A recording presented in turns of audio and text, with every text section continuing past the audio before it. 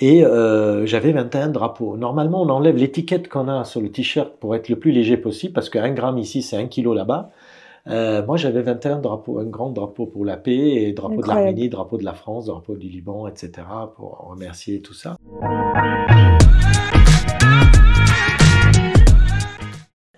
Ben, bonjour Ara, du coup bienvenue dans les interviews avec Tidup. On est très heureux aujourd'hui de t'avoir avec nous, enfin je suis très heureuse de t'avoir. Du coup l'idée c'est de pouvoir un petit peu parler de ton parcours et que tu nous racontes un peu tout ce que tu as fait dans ta vie. Je crois qu'il y a pas mal de choses que tu as à nous raconter aujourd'hui. Du coup, est-ce que tu peux peut-être te présenter un petit peu déjà pour commencer et me raconter un petit peu ton enfance, comment t'es arrivé à ce parcours d'aventurier que tu as aujourd'hui. Avant tout, merci pour l'invitation. Alors, je m'appelle Ara Khatchadourian, citoyen du monde. Ça, vous allez savoir ce que c'est être citoyen du monde. Arménien d'origine, né au Liban, Ok, français, européen, marseillais et célibataire.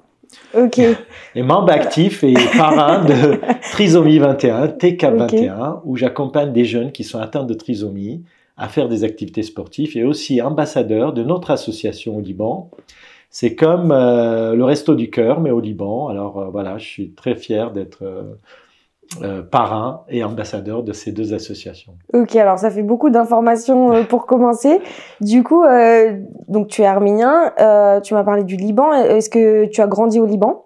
Exactement. Alors, je suis né en 1964. J'ai 2 fois 30 ans cette année. Et ma mère, elle était enceinte pendant l'accouchement. Je vais vous raconter un peu mon histoire pour que vous compreniez mieux d'où je Bien sûr. viens. Et il n'y avait pas d'échographie. Alors, à l'hôpital, pendant l'accouchement, le médecin lui dit, attendez, mais il y a un deuxième. J'ai un frère jumeau. Ok, Je suis né 1 kg 450 grammes. d'accord. Et mon père, il s'est évanoui dans le couloir. Et ma grand-mère, heureusement, elle était là pour soutenir ma mère. Elle était en pleurs parce qu'ils attendaient pas du tout d'enfant. Il y avait déjà un grand frère. Et on arrive tous les deux avec mon frère et c'était catastrophique, quoi. Et mon père, il m'a dit en permanence qu'on était des accidents. D'accord. Alors, il n'était pas très sympa. J'avais un père alcoolique. Il rentrait avec sa bouteille de whisky tous les soirs. Un mère dépressif, ça se comprend. Et j'ai eu une enfance très, très compliquée. Un père qui me rabaissait en permanence. Une Et enfance, du coup, tu as grandi au Liban au pendant Liban, toutes ces ouais, années, ouais. jusqu'à l'âge de 19 ans. D'accord. Et du coup, j'ai eu de la chance de rentrer dans le scoutisme. J'avais 6 Ok. ans. Ça m'a apporté énormément. Et à 9 ans, la guerre a commencé au Liban. Et on se sauvait à la montagne parce qu'on avait une maison, etc. Enfin, mon père, toujours pareil, à me rabaisser et tout ça. Je commençais à décrocher à l'école. Et pour faire argent de poche l'été, je faisais des petits boulots, comme vendeur de journaux, réparateur de vélos, etc. Et à l'âge de 15 ans, par hasard, je rentre dans un atelier de bijouterie, justement pour faire le café au patron, balayer, aller faire les courses. Et retour à l'école, le directeur a dit, il vaut mieux ce garçon qui apprend un métier, parce qu'il n'est pas doué pour les études. Je faisais que redoubler. Et je pars, et comme le dernier métier que j'avais fait, c'était la joaillerie, enfin la joaillerie, quand je dis joaillerie, c'était encore une fois dans un atelier de joaillerie où je faisais le coursier. Et il m'a embauché, alors du coup, chaque fois que je regardais travailler, il me disait, va me faire un café, va balayer, va ceci. Alors je dis, comment je fais pour apprendre le métier? Et on m'avait appris de voler le métier, ça s'apprend pas, ça se vole. En observant. Exactement. Et surtout les métiers de manuel comme ça. Alors je regarde faire et du coup, à un moment donné, je lui dis, donne-moi du travail, j'aimerais un peu participer, quoi. Alors il me donne du travail, je commence à limer, polir, souder, etc.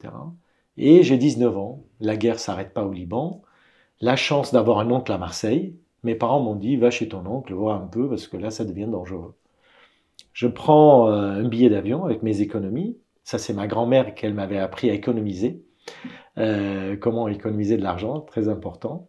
Et avec mes économies, j'achète un billet, j'arrive en France, je parle pas un mot de français, j'ai 100 euros en poche, ce qui me reste, parce qu'à l'école, j'apprenais l'arménien, c'était une école arménienne, l'arabe, la langue du pays, et l'anglais. Ok.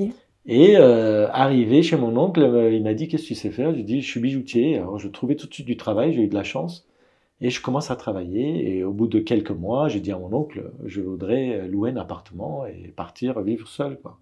Ok. Je loue un appartement sur la Canebière à côté. Et t'arrivais à t'en sortir, le fait de pas parler français Attends, mais la chance, je parle arabe. Alors quand je vais chez l'épicier, je parlais l'arabe. Alors Ça va, à Marseille, t'étais pas trop exactement, dépaysé. j'étais pas dépaysé parce que on est de l'autre côté de la Méditerranée, hein, le Complètement, Liban. ouais.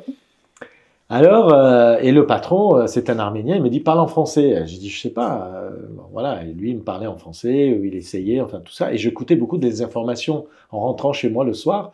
Et c'est comme ça que j'ai appris pas mal à écouter à la télé, parce que je suis pas allé à l'école, j'avais pas le temps il fallait travailler. Et je loue un appartement de 15 mètres carrés, je mets une matelas par terre et je vais travailler tous les matins. Alors, la fin du mois, je gagnais le SMIC à l'époque, je parle ça il y a 40 ans, exactement. Et une fois payé le loyer, l'électricité, le téléphone, il me restait pas grand-chose. Et j'ai dit, ma grand-mère, je me suis souvenu de ma grand-mère, ce qu'elle m'avait dit. Parce qu'elle m'avait dit, si tu économises, je double la mise. Si tu mets 100 euros de côté, je te mets 100 euros. Si tu mets 1000 euros, je te mets 1000 euros. J'ai dit, c'est génial, il faut que j'économise. Alors, le matin, je me levais pour aller travailler. J'ai acheté 2 croissants avant. J'ai réduit, je mangeais qu'un seul croissant. À midi, une sandwich sans le soda pour économiser. Et le soir, olives et du fromage, sans acheter quoi que ce soit, ni vêtements, ni pendant 5 ans, comme ça, à économiser.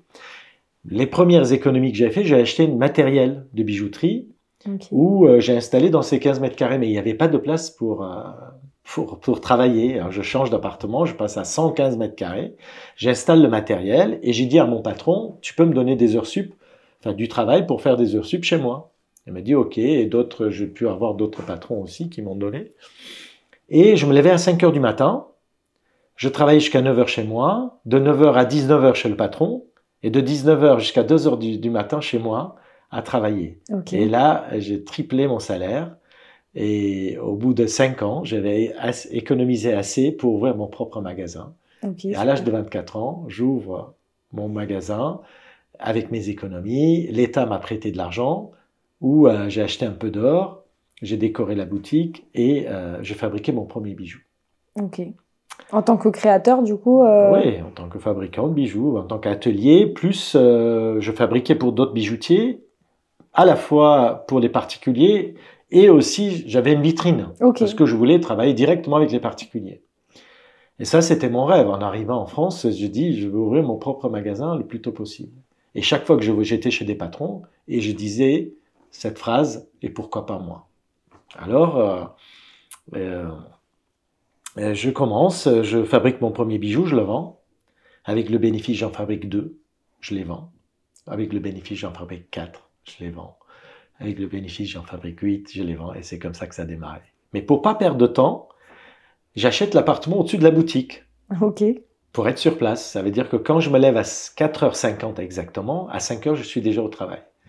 Et je travaillais et, toute la journée jusqu'à 22h, 16 heures par jour, 7 jours sur 7, etc. Et ça allait très fort. À l'âge de 28 ans, j'ouvre une deuxième boutique. Et pareil, je m'arrêtais pas. Des jeunes qui sont venus apprendre le métier et travailler avec moi. J'avais tellement de travail. Et j'ai 40 ans. Mon ami d'enfance m'appelle au Liban pour me dire, viens, je prépare le marathon du Liban. Je prends mes baskets, je pars au Liban et je m'entraîne avec lui pour premier marathon. J'ai 40 ans, courir 42 km à 40 ans, c'est génial. Je rencontre une jolie fille, elle me dit, tu viens de courir le marathon avec moi, je n'ai pas pu dire non. Je reviens à Marseille, je m'entraîne pendant 2 mois et je pars courir mon premier marathon. Et c'est comme ça, je commençais le sport. Enfin, j'étais sportif quand j'étais jeune à l'école, je jouais au basket. Et là, le course à pied, ça me plaisait. Alors, 3 fois par semaine, je me levais à 5 heures pour aller m'entraîner. Ça veut dire course à pied de 6 à 7, de 7 à 8 vélo en salle ou muscu, et de 8 à 9 natation. Et après, j'allais travailler. Gérer les 2 boutiques en parallèle de ton entraînement. C'est ça. 3 fois par semaine, travail, tôt le matin, et 3 fois par semaine, bon, je commençais à être en place, je n'avais pas besoin de travailler autant, et j'ai pris beaucoup de goût au sport, et pour moi, mon métier, c'était ma passion, et c'est toujours ma passion. Et je relevais des défis à réaliser des créations et de réaliser des bijoux. Et là, c'était dans le sport. Je me suis dit, voilà, ça me plaisait de Te lancer dans un nouveau challenge. nouveau challenge, exactement, et de faire des courses. Alors les copains me disent, on va faire le marathon de Marrakech, marathon de Paris, marathon de Barcelone. Et je commence à enchaîner des marathons comme ça. Et après des ultramarathons, après des trails, des ultra-trails. Un copain réunionnais me dit, viens, on va faire le Diagonale des Fous à La Réunion. Vous savez ce que c'est le Diagonale des Fous? Ouais, 170 incroyable. km, 10 000 mètres dénivelé positif. Et pour s'entraîner, je suis parti à Chamonix.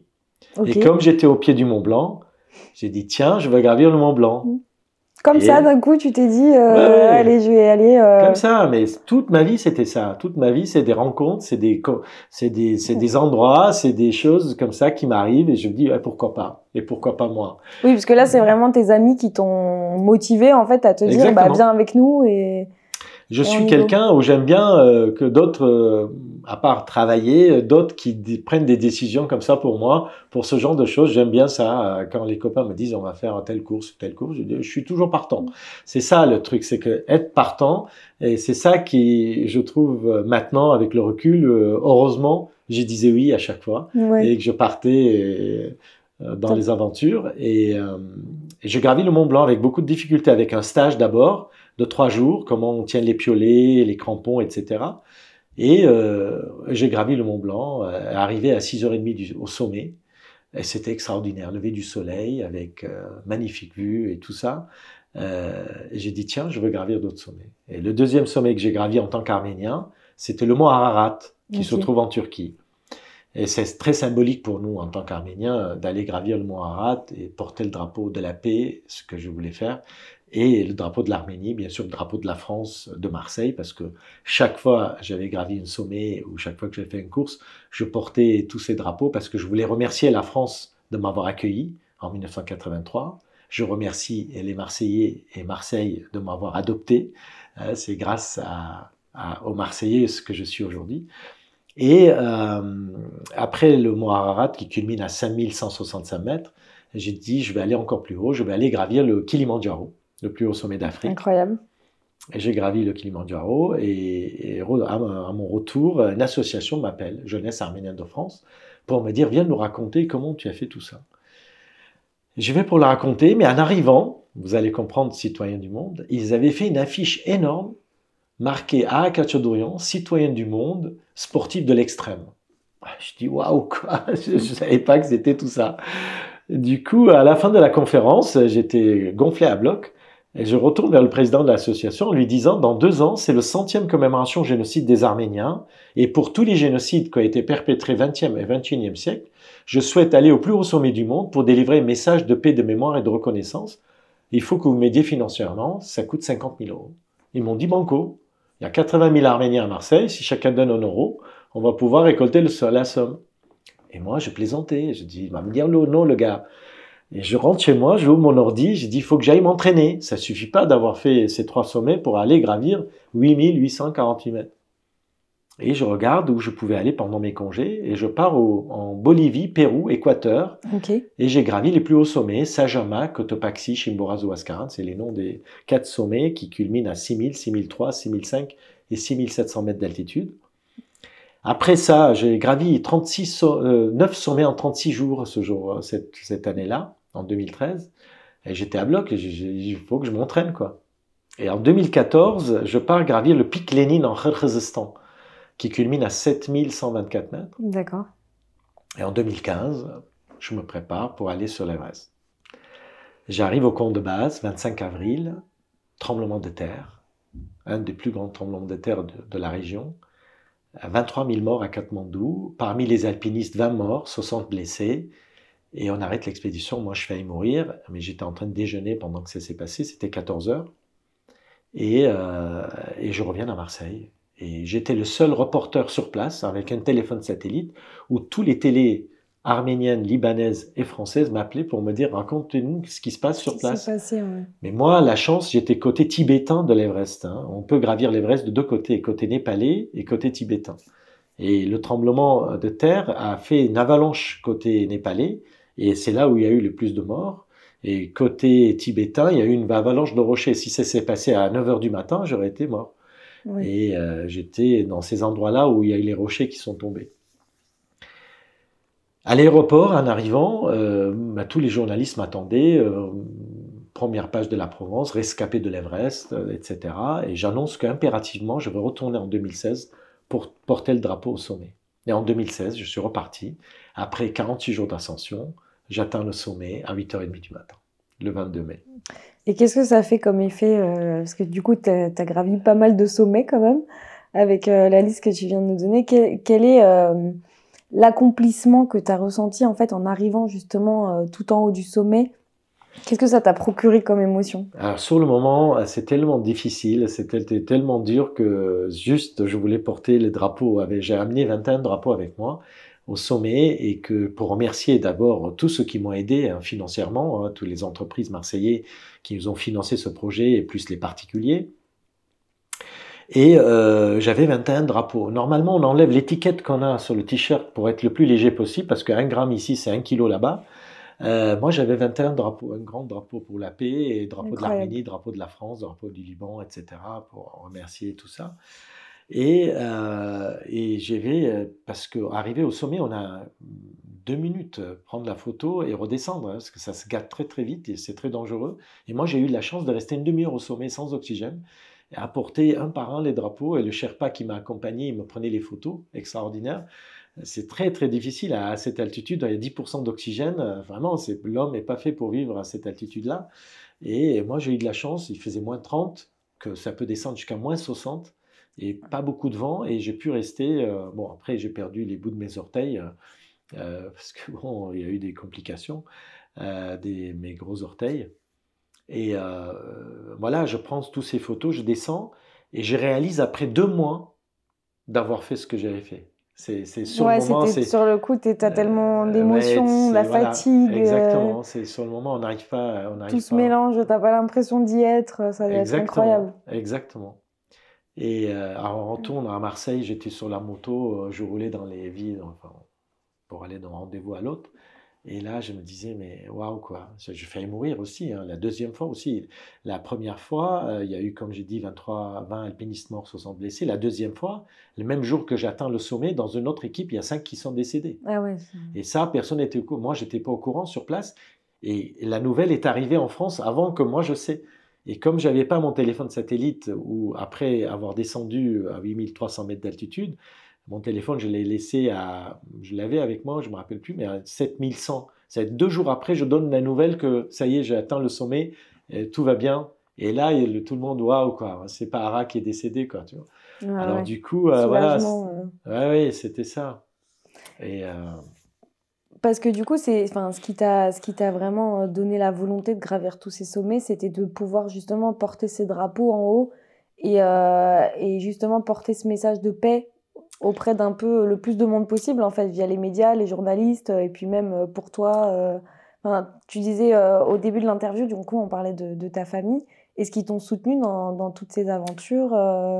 Comment ça alors, s'est passé tout ça? bah, ouais, il se réalisait pas, heureusement, mais comme ma mère, elle réalisait pas ce que je faisais. Enfin, je disais, non, mais c'est rien, c'est une balade de santé. Je faisais comme ça, hein, pour pas qu'elle a peur. Enfin, elle a eu peur aussi, beaucoup, hein.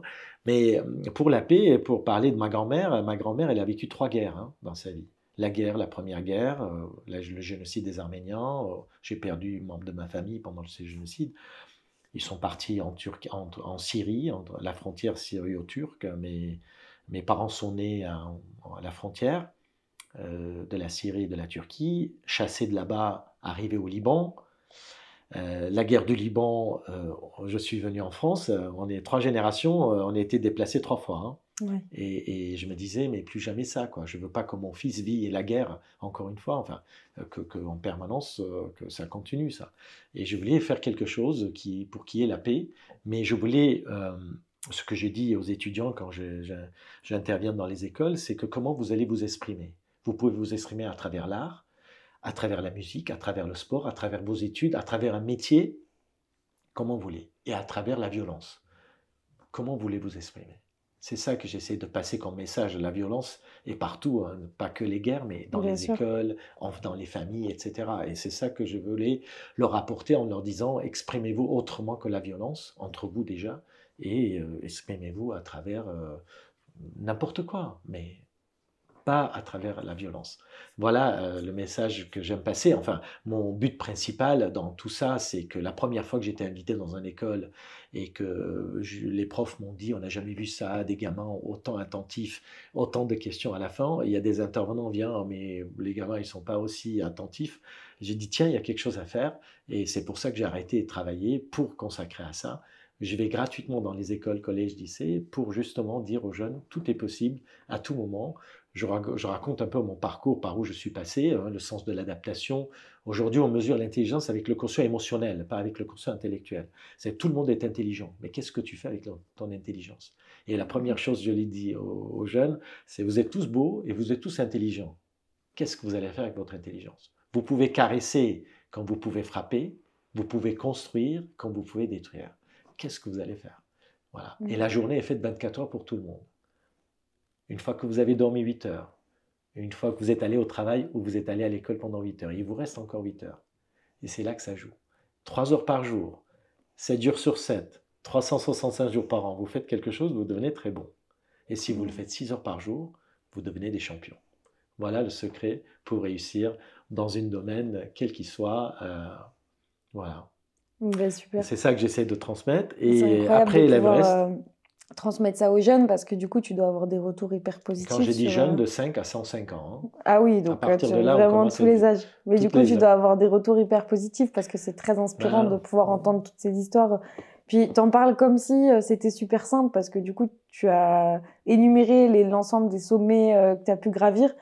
Mais du coup, enfin, en termes de préparation, aussi au niveau du mental, j'imagine qu'il faut quand même avoir un mental bien dur et être vraiment déterminé pour pouvoir finir toutes ces aventures-là parce que c'est des fois ça, tu dois avoir des complications et des choses qui te. tout à fait. Bah, moi, la chance que j'ai eue, c'est que j'ai eu une enfance très très difficile avec mon père et que je fais une analyse. J'ai oublié de dire qu'à l'âge de 40 ans, je commençais une psychanalyse déjà. Je me posais énormément de questions, manque d'estime de moi, manque de confiance en moi, etc. Et je voulais faire un travail sur moi pour dire, bon, d'abord pour passer autre chose comme message à mon fils déjà, de transmettre d'autres valeurs qu'on m'a transmis, et avec des bonnes valeurs aussi, hein, qu'on m'a pas transmis que des manques de confiance en soi, etc. Mais voilà, de faire le tri de tout ça et transmettre autre chose. Et c'est ça, c'est grâce à ça aussi que j'ai pu réaliser tout ça. Et comment ça se prépare le mental? C'est avec le physique. Hein. Les deux vont ensemble et se mettent en accord. Le corps a une mémoire, le mental a une mémoire. Et comment, en poussant votre corps à travers des défis sportifs, on va dire, parce que j'aime pas dire que je suis. Moi, j'aime pousser mon corps et mon esprit le plus loin possible à travers le sport. Je ne suis pas champion de quoi que ce soit. Hein. Voilà, j'essaye de sortir de ma zone de confort en permanence et aller pousser, aller chercher jusqu'à où je peux y aller. Quoi. Voilà, c'est ça qui est intéressant. Et c'est ça que j'ai dit aux jeunes, ne faites pas ce que je viens de faire, faites ce qui vous intéresse. Hein, dans le Bien domaine sûr. que vous voulez. Hein. C'est pas vraiment important de gravir le plus haut sommet du monde. Hein. Ça sert à rien. C'est vraiment faites ce qui vous vive, ce qui vous fait vibrer. Hein. Le secret, c'est, je voulais dire à la fin, mais je vais le dire maintenant avant que j'oublie, c'est rêver, aimer, oser, être déterminé, croire. Ça, c'est 5%. 95% de transpiration, de sueur pour atteindre ses objectifs. Le secret, il est Complètement. là. Mais il faut commencer à rêver. Parce que c'est ça qui nous fait lever le matin, à 5 heures du matin que je me levais, parce que j'étais passionné de mon métier, j'étais passionné par le défi sportif. C'est ça. Si ça ne vous fait pas rêver, vous n'avez pas d'objectif, vous n'avez pas de but, à quoi ça sert de se lever le matin, quoi. Et Complètement. voilà, c'est ça qu'il y a des jeunes qui savent dès le début le métier qu'ils veulent faire et ils travaillent là-dessus, et d'autres, ils sont perdus comme totalement, ils savent pas, ils ont 20 ans, 30 ans. Là, j'ai rencontré récemment à EMD, École Management, qu'ils ont le bac, mais ils savent pas dans quelle direction aller, quoi. Et c'est ça, je ne sais pas comment Trouver les raisons. trouver voilà, il faut qu'ils réfléchissent. S'ils se passent leur temps sur le téléphone et ils sont spectateurs, il faut qu'ils soient acteurs et réfléchir sur eux-mêmes, de voir Complètement. ce qui leur plaît et où ils veulent aller, quoi. Et Tu c'est sais, non. surtout le phénomène aujourd'hui de TikTok. Moi, maintenant, hier, j'ai eu une idée de tic-tac plutôt. Au lieu, il faut réfléchir que le temps Le temps passe et on ne passe, maîtrise ouais, pas, hein. Les deux choses, c'est la santé avant tout. Et la deuxième chose, c'est le temps, hein. complètement. Comment maîtriser le temps? Enfin, on ne maîtrise pas le temps passe. Et comment utiliser ce temps-là le mieux possible pour arriver à ses objectifs. Complètement. Et je trouve que c'est intéressant de ce que tu dis par rapport à pousser son mental, c'est d'abord pousser son physique. Et comment sortir de sa zone de confort, de pouvoir emmener son esprit le plus loin possible, bah, ça passe aussi par des difficultés physiques auxquelles tu vas pouvoir faire face. Est-ce que toi, tu penses que justement toutes ces, enfin, le fait d'avoir travaillé sur ta façon de penser, ta confiance en toi, etc., et de pouvoir justement atteindre tous ces niveaux et ces aventures, les réussir, ça t'a redonné confiance en toi, ça t'a poussé à aller encore plus loin et à ne plus t'arrêter, même si je pense que t'es pas beaucoup arrêté jusqu'à présent. Bah oui, bah je gagne la confiance en moi. Bah c'est pas, j'ai pas totalement confiance encore, mais je veux dire qu'à force de faire et oui, je gagne en confiance, d'estime. Voilà, je me sens mieux et je réalise des projets. Tout ça, ça me rend vivant. C'est ce qui t'anime. Voilà, exactement. Et on est des êtres de désir, hein. Voilà, c'est mon désir de réaliser tout ça. C'est mon désir d'aller raconter tout ça. Et que, encore une fois, c'est les jeunes qui me donnent envie de continuer. Et parce que chaque fois que j'ai envie de relever encore des défis pour aller raconter et pour leur dire, voilà, c'est possible, on peut y arriver. Mais voilà, quelles sont les clés pour y arriver? Enfin, je le fais d'abord sur moi-même. J'essaye sur moi avant d'aller leur dire. Bien Moi, sûr. j'arrive pas à leur dire faites ceci, faites cela si je l'ai pas essayé sur moi-même. Et c'est ça que j'essaye d'être le cobaye, d'aller chercher au fond de moi pour voilà, et après leur dire voilà, c'est possible, vous pouvez J'y y suis arriver. arrivée et pourquoi pas vous, ce que tu Voilà, disais tout à exactement. l'heure. C'est pourquoi pas vous. Mm. Voilà.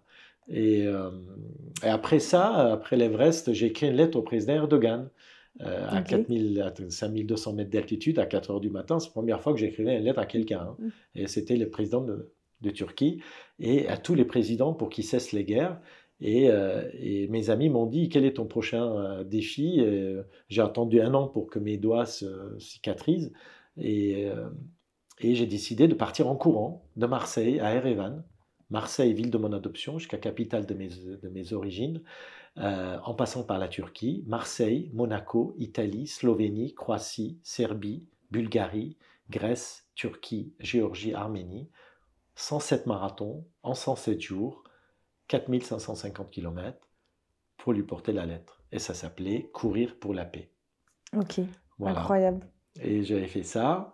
Et, à mon retour, j'ai dit qu'est-ce que je veux faire pour le Liban, Mais est-ce que tu as pu où je lui suis né. apporter cette lettre Non, c'était une lettre ouverte que je retravaillais, changer quelques mots dessus pour lui redonner, j'espère un jour ou l'autre, j'aimerais aller voir l'ambassadeur à Paris, l'ambassadeur de Turquie, pour lui remettre la lettre, pour qu'il lui remette la lettre. J'aimerais le rencontrer pour parler de paix. Et bien sûr, j'ai rencontré plusieurs fois notre président Macron, et même j'ai pris l'avion avec lui. J'ai eu cette chance-là de voyager avec l'avion du président jusqu'à l'Arménie. Et c'était le 17e sommet de la francophonie où il y a 80 pays, 80 chefs d'État francophones. Ils se sont réunis et j'accompagne le président. Voilà. Et incroyable. j'ai rencontré le pape aussi, première fois dans l'histoire de l'humanité, la Bible au sommet de l'Everest. Je portais la Bible au sommet et que j'ai offert la photo au pape François. Voilà. Génial. Et j'ai décidé de partir 2023, enfin je devais le faire en 2020, il y avait le Covid, de partir cette fois-ci à la rame, de Marseille à Beyrouth. Ça m'a pris 88 jours, je suis parti le 27 mai et je suis arrivé le 22 août au Liban, 4000 km, 88 jours, en ramant entre, entre 40 et 90 km par jour. ça veut dire entre 9000 et 18 000 coups de pelle par jour. De Marseille. Et non seulement cette fois-ci pour la paix, ça s'appelait Rowing for Peace, ramer pour la paix, et à la fois humanitaire. Je récoltais des fonds pour une association où je suis l'ambassadeur, Ashrafi et 2020. C'est un resto du cœur du Liban, enfin, d'un quartier qui distribue de la nourriture. Et voilà, je voulais leur apporter de l'aide. Génial comme projet. Et pourquoi cette fois-ci, tu avais décidé de passer par la mer, justement tu voulais encore te donner de nouveaux défis, peut-être sortir de tes sentiers battus, te dire j'arrête la terre, je fais un petit tour par la mer. C'est exactement ça, c'est que je voulais changer d'élément, d'alpinisme course à pied, de course à pied la rame, de dire voilà, partir sur d'autres natures, d'autres éléments, d'autres... Voilà. Parce que là, j'imagine que ça t'a quand même mis en difficulté dans cette aventure-là, de te dire, bah là, cette fois, je suis en pleine mer, enfin, c'est quand même encore d'autres problématiques que sur Terre. Tout à fait, très, très difficile, c'était, je pleurais tous les jours. Ah ouais. De douleur, c'était vraiment, j'avais mal préparé en plus cette fois-ci, parce que je devais faire avec un bateau laquelle j'ai inventé une nouvelle forme d'embarcation pendant le Covid. D'accord. J'ai travaillé 2 ans dessus, en carbone et tout ça, ça s'est cassé 2 mois avant de mon départ. Et j'ai décidé de partir avec un aviron classique, un solo de mer, qui a eu gentiment, ça a été offert par une entreprise qui fabrique ce genre de bateau. Et je suis parti en marche arrière à la rame. Là, on voit bien, là, je repris la rame parce que je veux faire des compétitions d'aviron. Et parce que le club où on m'a hébergé pendant mes entraînements, c'est ASPTT Rowing Club à Marseille, au Pointe-Rouge. Et qu'à mon retour, ils m'ont dit il faut que tu participes au championnat de France, championnat de maintenant que tu es devenu expert. Parce que je suis parti, et comme je ne me suis pas entraîné sur ce genre d'embarcation, et j'avais du mal au départ bien maîtriser le bateau. Alors, pour donner un exemple, les premiers 30 jours, mal aux fesses, mal au dos, mal aux cuisses, mal aux mains. Des ampoules, mais des ampoules 10 fois ça. Hein. J'avais la peau qui s'arrachait en permanence. Au bout de 30e jour, je commençais à plus avoir mal aux cuisses et au dos. Au bout de 60e jour, 2 mois, je commençais à plus avoir mal aux fesses. Au bout de 80e jour, je commençais à plus avoir d'ampoules et plus avoir mal aux mains.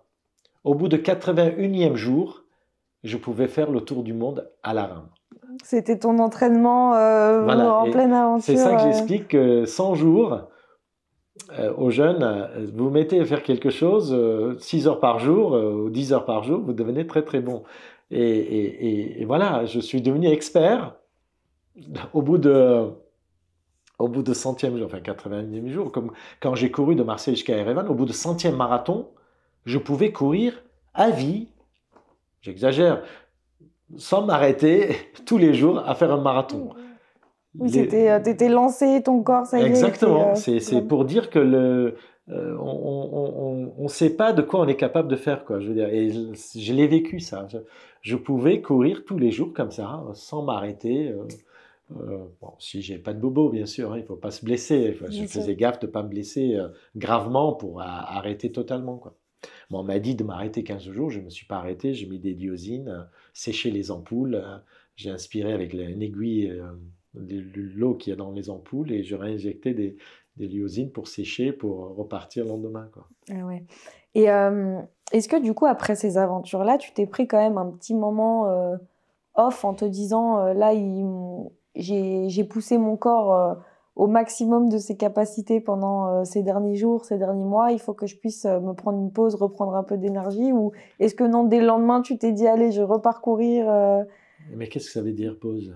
Qu'est-ce que ça veut dire? Ça veut dire avant que je termine déjà, à la fin du défi, je commence à réfléchir quel est le prochain. Quel est le prochain, ouais. Eh ben oui, sinon je déprime. Sinon je déprime. Ce qui t'anime, ouais. Voilà, ben bien sûr, il y a ça d'abord, et c'est jamais fini. Alors j'avais fait des trucs différents avec des copains, ou le Tour de Corse à vélo, l'Islande à vélo, etc. Et que chaque fois on finissait, il disait c'est fini. J'ai dit comment c'est fini? C'est le début du prochain. C'est jamais fini. Voilà, je ne sais pas ce que c'est fini, je ne sais pas ce que c'est arrivé, hein, on n'est jamais arrivé. L'arrivée, c'est quand on est dans 6 planches, là, on sera arrivé. Et là, on posera la question. Ce que j'ai dit, c'est qu'on amène avec nous en partant de ce monde, c'est les souvenirs qu'on amène. Si on amène quelque chose, j'ai dit bien si on amène quelque chose, c'est des souvenirs.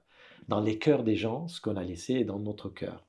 Et voilà, ce maximum de bon temps qu'on peut passer avec ses amis, avec sa famille, c'est ça qu'on amène avec nous en partant, si on amène quelque chose.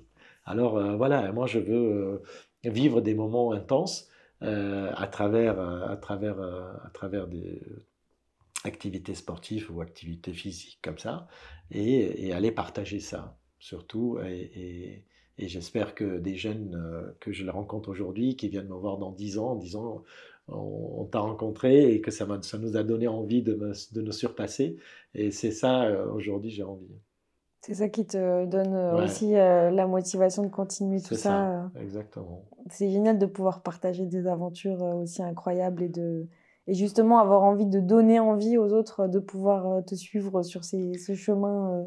La difficulté, c'est vrai qu'on est quand même dans une société où tout est facile maintenant, les gens commandent à manger, restent chez eux, enfin, et c'est Exactement. de plus en plus compliqué de se mettre soi-même dans une position de difficulté et d'aller chercher le meilleur de soi. Oui, oui, mais j'aime pas le mot difficulté parce que c'est pas, il faut se faire plaisir, hein. C'est vrai, bon, c'est difficile de démarrer, hein, je suis d'accord, mais une fois qu'on s'est lancé, après c'est beaucoup plus facile. Et ce que j'ai dit aux étudiants à qui je rencontre, c'est une demi-heure de sport, d'activité physique, qu'on aime ou qu'on n'aime pas, c'est obligatoire. Vous brossez Mm. les dents tous les jours. Et ça doit être pareil. Vous brossez pas vos dents. Alors, il y en a qui me disent, moi, je fais 3 heures de sport le dimanche. C'est déjà pas mal. Mais vaut mieux faire une demi-heure par jour que 3 heures le dimanche. Vous brossez pas vos dents une fois le dimanche. Vous brossez tous les jours. Et ça, c'est la même chose. Il faut être vraiment, histoire une habitude à prendre, une discipline. Et c'est encore une fois, la journée est faite 24 heures. Moi, ils me disent, j'ai pas le temps. C'est pas, ça n'existe pas, j'ai pas le temps. Le temps, on le prend. Le temps est fait pour tout le monde pareil. Et qu'est-ce qu'on fait avec ce temps-là qu'on a? Et c'est ça qu'il faut arriver à mettre en place, de dire que de telle heure à telle heure, je dois faire mon activité physique. Ça prend 5 minutes, hein. Quand j'ai dit une demi-heure, même 10 minutes, c'est pas mal déjà, hein, de faire quelques pompes, faire circuler le sang, prendre une douche froide avant d'aller travailler, avant d'aller à l'école. C'est déjà pas mal. Mais voilà, il faut impérativement bouger, mieux manger, etc. Voilà, faire attention parce que je ne sais plus qui l'a dit, votre corps que vous avez reçu en partage restera le vôtre pendant toute votre existence. Aimez-le, respectez-le, chérissez-le bien, il vous rendra au centuple. Voilà. Il faut prendre soin de vous-même. Qui d'autre qui va prendre soin de vous, de votre corps? Complètement, oui. Voilà. Mm. C'est ça. Et aux enfants, j'ai dit, quand vous mangez quelque chose, pensez ce que vous êtes en train de mettre dans le ventre. Hein, réfléchissez quand vous allez être en train de manger des fruits, enfin des choses qu'on ne doit pas manger. Voilà. Réfléchissez que dans une voiture, on met de l'essence, on ne met pas de l'eau. Et dans le corps, il faut mettre de l'eau, mais pas de l'essence. Ça veut dire Mm. pas d'alcool et pas de cigarette.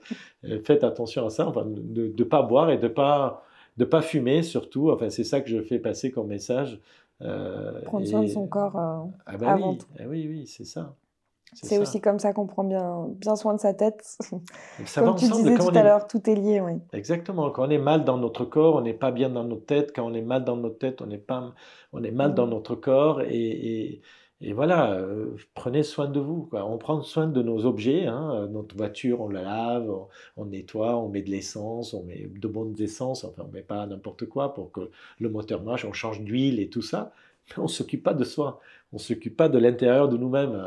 On se lave à l'extérieur, mais il faut se donner des bonnes nourritures, on va dire, de faire attention, de faire un peu d'exercice et pour mieux vivre en bonne santé. C'est clair. Bah, en tout cas, merci de nous faire passer ces messages-là parce que c'est important de le rappeler. Et effectivement, je pense que tu as bien raison de de vouloir en tout cas propager ces messages auprès de plus de monde possible parce que c'est vraiment très important. Et du coup, tu disais tout à l'heure, donc ton dernier défi, c'était celui de la rame, Ouais. donc celui sur lequel tu as été jusqu'au Liban, Mhm. et que du coup, chaque défi, fin de défi du moins, entraîne le prochain. Et du coup, Exact. quel est le prochain défi Voilà. que tu nous prépares J'en avais deux. Alors, une, c'est voler avec un planeur à pédales. Ok. Tout à l'heure, tu sais que j'ai pas osé te dire, tu as fait la rame, la mer après la terre. Est-ce que tu vas finir dans les airs? Mais du coup, Ah, j'aimerais bien, ouais. ouais, de voler avec, parce que tout ce que je fais, il faut qu'il soit physique et mental, hein. Je veux pas qu'il y ait de moteur ou d'aide extérieure. Enfin, je veux dire, je veux que ça fasse vraiment pousser mon corps et mon esprit le plus loin possible. Il y a d'autres sports je sais pas moi, à moteur, etc. Ça me plairait pas trop. Alors, j'ai appelé Airbus pour fabriquer ce fameux planeur à pédales, c'est-à-dire qu'avec la force, faire voler un planeur à la force du corps, quoi. Ok. Voilà. Mais bon, on m'a dit, si tu craches, ça marque mal pour nous. Alors, c'est un peu Effectivement, compliqué ouais. à mettre en place, ça. Entre-temps, comme je m'entraîne tous les jours avec un copain, qui est mon kiné et mon ostéopathe, on fait du gainage, on fait la planche. J'ai dit, tiens, si je battrais le record du gainage. Et j'ai décidé, il y a quelques mois, pour le 21 septembre, alors, c'était pas le 21 septembre au départ. Le 16 septembre, c'est mon anniversaire. Vous êtes invité, hein, déjà. Super. Alors, Ça, c'est cool. C'est noté, hein. c'est noté, le 16 septembre, j'aurai 60 ans. Et ce jour-là, je me suis dit, je veux me faire un cadeau de battre le record qui est de 9h38 minutes 47 secondes de la planche, de rester Ok. sur le pointe des pieds et sur les coudes. Mais comme ça tombe un lundi, je me suis dit, lundi, ça se fait pas fêter tout ça, un anniversaire ou faire un exploit sportif. Je veux faire le samedi. Ok. Et le samedi 21, c'est quoi? Journée internationale de la paix. Journée internationale de la paix, le 21 septembre. Tous les 21 septembre, c'est la journée internationale. Et c'est le feu pendant 24 heures. Et moi, tout ce que je fais, c'est pour la paix. Et j'ai décidé le 21 septembre, me mettre en planche pendant 24 heures. Je veux Ok. tenter. Donc, on est plus sur les 9 Actif. heures. Oui, alors 9 heures, c'est sans bouger. Et moi, je suis contre de battre quelqu'un. Je suis contre de mettre deux personnes face à face sur un ring et se taper dessus, dire qui est le plus fort. Ça, je suis contre ça. Et ce que j'explique aux élèves, que chacun, vous avez votre propre intelligence, ne vous comparez pas les uns les autres. Moi, on m'a comparé comme ça toute mon enfance, pas mon père qui me comparait, et que j'étais malheureux, quoi, de dire un tel est plus fort que toi, un tel est plus riche que toi, un tel ceci. Ne vous comparez pas. Cherchez ce qui vous fait vibrer et faites ça. Alors j'ai décidé de ne pas abattre le record de quelqu'un d'autre, d'inventer une nouvelle variante du gainage, de la planche. Ça veut dire que ça va être un peu dynamique en mouvement, mais tout Ok. en étant gainé, hein. C'est-à-dire que je suis sur 3 points au lieu d'être 4, 4, 3, 4, 3, voilà, et rester 24 heures. Voilà. Après, si quelqu'un d'autre veut battre mon record, tant mieux hein, pour lui, hein, mais bon. Mais moi, j'ai pas envie de battre quelqu'un. Oui, Voilà. l'idée n'est pas de battre le record, c'est vraiment de C'est pouvoir ça. C'est montrer. pour attirer l'attention, amener la lumière sur la paix et de dire maintenant, ça suffit, quoi, tout ça. Voilà, les jeunes surtout aussi, de leur dire, voilà, peut-être ils seront le futur chef d'État, hein. Les jeunes que je rencontre aujourd'hui, je rencontre milliers et milliers de jeunes dans le monde, hein. J'étais récemment au Liban, j'ai fait une conférence au Liban, là, il y a 2 semaines, en France, en Arménie, aux États-Unis, là je dois y aller. Et voilà, tout ça, tous ces jeunes, peut-être futurs ministres, futurs présidents et tout ça, peut-être eux, ils arriveront à, à calmer tout ça et ils œuvreront pour la paix. Et voilà, ça m'amuse de C'est relever des génial. défis et de me lever tous les matins, aller m'entraîner pour voir, voilà, ça c'est encore autre chose, de rester statique cette fois-ci. Tout ce que je fais, c'est en mouvement, hein, gravir, courir, ramer. Et là, je veux plus bouger. Je veux rester statique pendant 24 heures, qui est très très compliqué à le faire. Et voilà, je veux tenter ça. Incroyable. Et du coup, ça aura lieu où Au cercle des nageurs, Au où je Cercle des m'entraîne tous Nageurs. les jours, oui, au cercle Super. des nageurs, voilà, pour inventer quelque chose, enfin, encore une fois, pour la France, pour Marseille, et pour le cercle des nageurs, où je suis accueilli bras ouverts depuis maintenant pas mal d'années, où je m'entraîne souvent, enfin, tous les jours. Et voilà, pour aussi amener la lumière sur la France, sur Marseille, etc. Aujourd'hui, le record est en Tchécoslovaquie. hein. Un Américain, d'abord, le premier, c'était un Américain. Il a mis 8h30. D'accord. Australien, il a mis 9h30. Et là, c'est un Tchécoslovaque qui vient de battre 9h38 minutes 47 secondes. Mais encore une fois, je ne veux pas battre ça. Je veux inventer une nouvelle variante. Parce que je me suis rendu compte qu'il y avait un gars qui a mis 18 kilos sur le dos. Il est resté 1h30. Voilà. Mais moi, je veux faire voilà, À ta actif. manière. Une autre T'as manière, tout à à fait ma raison. manière. Et que tous les ans, le 21 septembre, dans le monde entier, se mettent tous en gainage pour dire stop à la guerre. Alors, le truc, c'est Plank for Peace en anglais, et Stop the War, No to War, arrêter toutes les guerres. Et voilà, c'est ça la phrase que ça va être écrit. Et pour Et dire du coup, est-ce que l'idée, c'est d'enclencher un peu un mouvement autour de cette journée et d'essayer de communiquer peut-être un maximum en amont pour parler de cette possibilité et justement de mobiliser un maximum de personnes pour se mettre en gainage et te soutenir aussi dans ce message-là? exactement. D'abord, attirer l'attention sur aussi l'handicap, hein, où je suis le parrain de cette magnifique association TCAP 21. Et eux, ils vont venir à des jeunes euh, qui vont participer à côté de moi, hein. Ils vont relier beaucoup de personnes sportives qui vont venir relier à côté de moi. Enfin, moi, je vais rester et eux, ils vont voilà, chacun avec sa possibilité, il va rester comme ça. Et j'espère que ça va être dans le monde entier. Tout le monde se met ce jour-là à faire quelque chose de statique, peut-être pas que le gainage. Ceux qui peuvent gainer, ils gagnent. Ceux qui peuvent rester contre faire la chaise, faire la chaise, etc. Ça peut Mais marcher. on arrête le mouvement et Et on on dit se pose stop. et on dit stop. Ouais. Voilà, on dit stop. Voilà. Génial. En tout Mm. cas, bravo vraiment pour tout ce que tu as fait. Je pense que Merci. ça va inspirer pas mal d'entre nous. Et puis moi aussi, hein, je suis super contente de savoir tout ça. C'est génial. Est-ce qu'il y a un message en complément de tous ceux que tu viens de nous faire passer qui sont déjà assez impressionnants que tu aimerais faire passer pour cette interview? Bah, accompagnez-moi, allez-y sur les réseaux, encouragez-moi sur les réseaux, Instagram, Twitter, Facebook, enfin pas Twitter, X, Facebook, LinkedIn, voilà, Te venez, soutenir venez, dans tes aventures et voilà, soutenez-moi et pour que je puisse continuer à relever des défis. Et comme je disais, je suis conférencier et si, voilà, les directeurs d'école, les profs, et s'ils veulent que je vienne parler aux jeunes dans les écoles, je suis prêt à y aller. à le Les faire. entreprises aussi, bien sûr. Voilà. Super. Merci beaucoup, Ara, en tout cas, pour tout ce témoignage et toutes ces aventures que tu viens de me raconter. Et puis, au plaisir, en tout cas, d'être là pour le 21, pour la prochaine aventure. Moi, c'est moi. Merci beaucoup. Merci beaucoup.